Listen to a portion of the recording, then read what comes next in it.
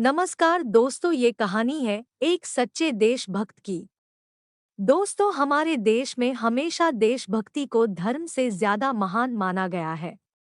आज मैं आपको एक ऐसे देशभक्त की कहानी बताने जा रही हूँ जिसे पढ़कर आपको उस पर जरूर गर्व होगा और अपने हिंदुस्तानी होने पर भी। सच्चे देशभक्त की कहानी। लेकिन अगर अभी तक आपने चैनल को सब्सक्राइब नहीं किया है तो सबसे पहले चैनल को सब्सक्राइब करें और साथ में बेल आइकन को भी जरूर दबा दें ताकि हर वीडियो की नोटिफिकेशन आपको सबसे पहले मिले। यह बात तब की है जब देश आज़ाद नहीं हुआ था। नेताजी सुभाष चंद्र बोस ने देश के लोगों से अपील की थी कि उनके घर से एक आदमी उनकी सेना में भर्ती हो और देश के लिए लड़ाई में अपना योगदान दे।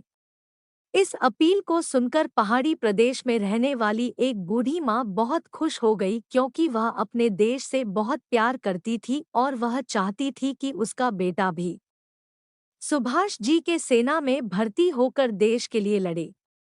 जब बूढ़ी माँ के बेटे को उनकी इच्छा पता चली तो वह भी खुशी खुशी सेना में जाने के लिए तैयार हो गया और अपने माता का आशीर्वाद लेकर सेना में भर्ती होने के लिए पहुंच गया। इस सेना में भर्ती होने के लिए कर्नल जब सबसे पूछताछ कर रहा था तब कर्नल ने लड़के से पूछा कि वह कितने साल का है और उसके घर में कौन कौन है। कर्नल के सवालों का जवाब देते हुए लड़के ने कहा कि वह 21 साल का है और उसके घर में वह इकलौता बेटा है और उसकी बूढ़ी माँ है। लड़के की बातें सुनकर कर्नल ने उसे सेना में भर्ती करने के लिए मना कर दिया क्योंकि नेताजी सुभाष चंद्र का आदेश था कि घर के इकलौते बेटे को सेना में भर्ती ना किया जाए जिससे परिवार का सहारा कहीं छीन ना जाए। हालांकि लड़के ने कर्नल की बहुत विनती की और उसे सेना में भर्ती कर लेने के लिए कहा लेकिन कर्नल ने उसकी एक न सुनी और उसे घर वापस लौट जाने के लिए कहा।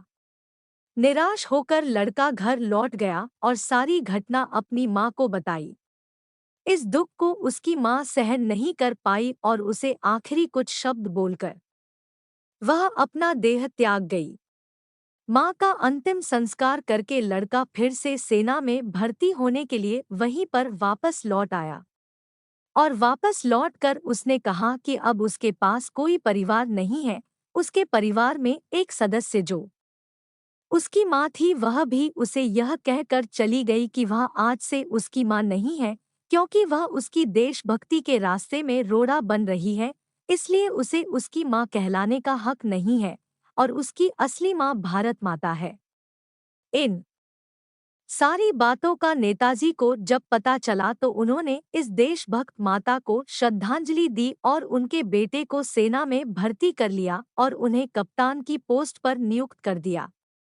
दोस्तों, यह होती है सच्ची देशभक्ति और यह होता है देश के लिए बलिदान।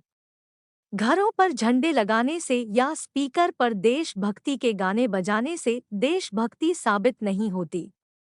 देशभक्त के दिलोदिमाग सब जगह देश छाया रहता है। भारत में ऐसे देश भक्तों की कोई कमी नहीं है। ऐसे देशभक्तों को सलाम। भारत माता को सलाम। अगर आपको हमारी ये वीडियो आपको पसंद आई हो तो लाइक करें, कमेंट करें, चैनल को सब्सक्राइब करें और साथ में बेल आइकन को भी जरूर दबा दें। धन्यवाद।